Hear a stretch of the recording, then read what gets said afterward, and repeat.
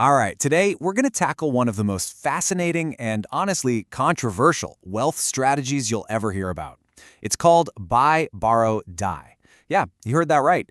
It's this method that, in theory, lets people live off a massive fortune without ever paying income tax on it. So how on earth does that work? And maybe the bigger question is, does it actually work in the real world? Okay, let's get into it. I mean, you've seen the headlines, right? Billionaires with fortunes that are hard to even imagine, and somehow they pay less in income tax than you or I might. It makes you stop and wonder, how is that even legal? It's a question that really gets to the very heart of how our tax system works, especially when it comes to massive wealth. And for some, the answer is this three-word phrase: buy, borrow, die. The whole idea behind it is actually pretty straightforward. You grow your wealth, you use that wealth to live your life, but, and this is the key, you never ever sell the things that made you wealthy in the first place. Because if you don't sell, you don't trigger a capital gains tax.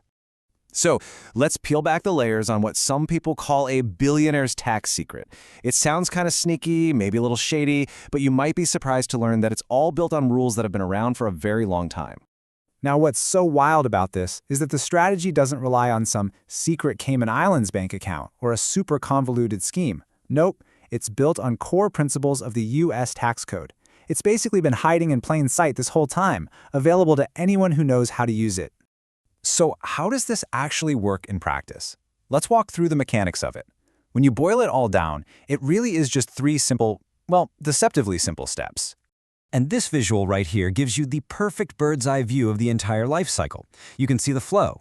Assets are bought. They grow in value. Then they're used as collateral to get cash for living expenses. And finally, they get passed on. The tax bill, well, it just seems to disappear. It looks pretty slick, doesn't it?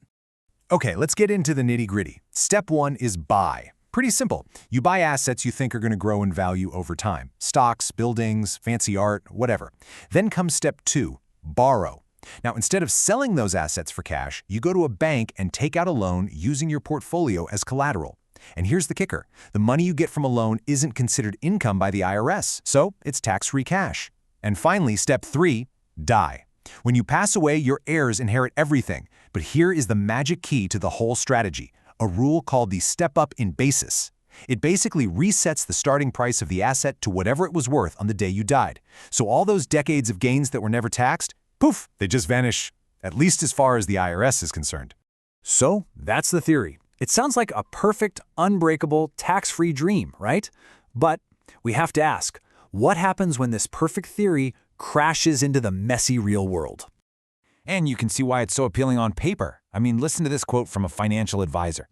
You could buy a boat, you could go to Disney World, you could buy a company. The tax benefits are stunning. It sounds almost too good to be true. Which, of course, leads to the big question. If this is such a foolproof way to live tax-free, why isn't every single wealthy person on the planet doing it? Well, it turns out the reality is a whole lot riskier than the theory makes it sound. And this chart right here shows you the first giant red flag. Remember, the buy step assumes your assets are just going to keep going up. But look at this. Between 1991 and 2020, literally all of the net wealth created in the global stock market came from just the top 2.4% of companies. The other 97.6%, they basically did no better than boring old T-bills, or they lost money. So betting your entire fortune on picking a winner from that tiny little slice, that's a massive, massive gamble. And the dangers don't stop there. This whole strategy often forces you to put all your eggs in one or two baskets. Extreme concentration. But if those stocks suddenly plummet, your lender can hit you with something called a margin call, where they demand more money right now. That can force you to sell your assets at the absolute worst possible time. On top of that, the interest rates on these loans, they're usually variable. We all saw how fast rates can skyrocket. And maybe the scariest part, your lender can just decide to change the borrowing rules on you whenever they want without any warning.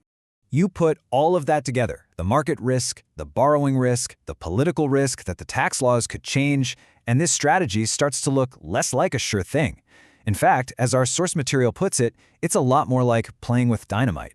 Okay, so beyond all the financial risk, this strategy has ignited a huge debate. Because it's not just about money, it's about fairness. It raises fundamental questions about who pays taxes and why. And you've got two completely different ways of looking at it. On one side, critics call this the mother of all tax loopholes.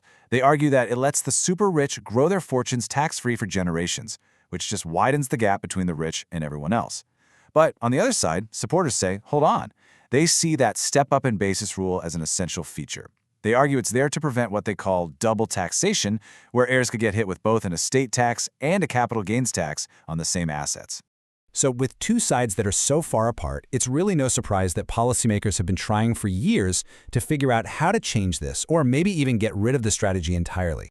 A few big ideas have been thrown around. You've got broad proposals like a wealth tax on everything someone owns, or a mark-to-market system that would tax gains every year even if you don't sell.